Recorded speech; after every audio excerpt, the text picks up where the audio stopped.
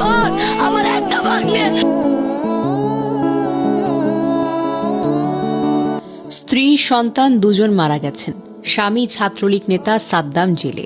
পরিবার হাজারো চেষ্টা করার পরেও প্যারোলে মুক্তি পায়নি সাদ্দাম। পরে বাধ্য হয়ে পরিবার, স্ত্রী ও শিশু সন্তানের দুটি মরদেহ অ্যাম্বুলেন্স করে কারাগারের ভেতরে নিয়ে যাওয়া হয়। এ সময় সাদ্দামকে মাত্র 5 মিনিট সময় দেওয়া হয়েছে।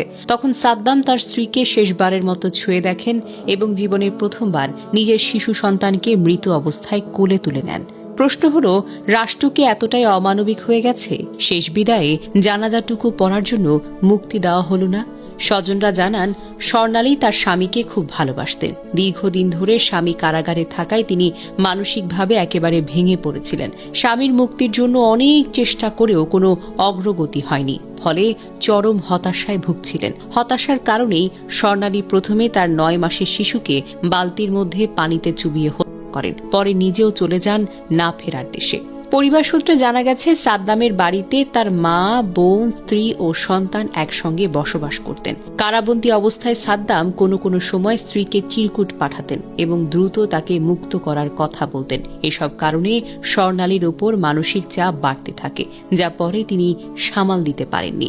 যশোর কেন্দ্রীয় কারাগারের জেলার আবিদ আহমেদ বলেন, গত 15 ডিসেম্বর সাদ্দামকে যশোর কেন্দ্রীয় কারাগারে আনা হয়। এরপর থেকেই তিনি এখানে বন্দী রয়েছেন।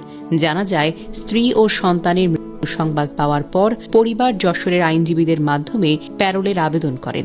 একটাই অনুরোধ ছিল, অন্তত শেষবারের মতো স্ত্রী ও সন্তানের মুখ দেখা, জানাজায় অংশ নেওয়ার সুযোগ দেওয়া।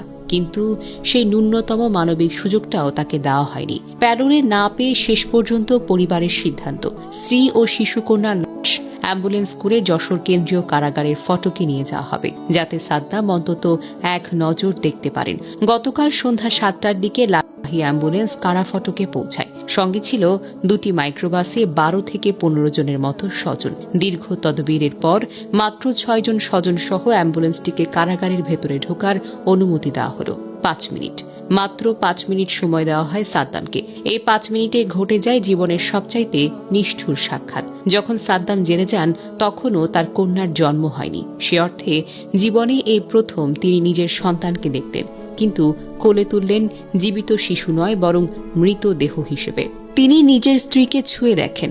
এরপর আবার তাকে নিজের ওয়ার্ডে ফিরিয়ে নেওয়া হয়। স্ত্রী সন্তানের বের করে দেওয়া হয় কারাগার থেকে। সাদ্দামের চাচাতো ভাই সাগর ফারাজি বলেন, আমরা প্যারোলের জন্য অনেক চেষ্টা করেছি। উনি তো মার্ডার মামলার আসামি না, রাজনৈতিক মামলায় আটক। মানবিক দিক বিবেচনা করে আজ মুক্তি দেওয়া উচিত ছিল, কিন্তু কিছুই হলো না। স্বজনরা জানান, বাগেরহাট থেকে যশোরের রাস্তাটা খারাপ। বাদ এশা জানাজা হওয়ার কথা থাকলেও গভীর রাত হয়ে যাবে। অবশেষে সিদ্ধান্ত হয়, রাতেই জানাজা সম্পন্ন করা হবে। কিন্তু প্রশ্ন যেন থেকে যায়, একজন আন্ডার ট্রায়াল বন্দীকে কেন প্যারোলে মুক্তি দেওয়া হলো না? কেন তাকে জানাজায় দাঁড়াতে দেওয়া হলো না?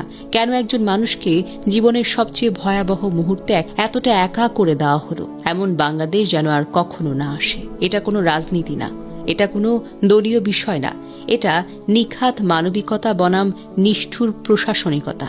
এই ঘটনা আমাদের বিবেককে প্রশ্ন করছে, আমরা কি মানুষ হিসেবে ব্যর্থ হচ্ছি, নাকি রাষ্ট্র হিসেবেই আমরা দিন দিন আরো বেশি পাথর হয়ে যাচ্ছি? এমন বাংলাদেশ যেন আর কখনো না আসে, কখনোই না আসে।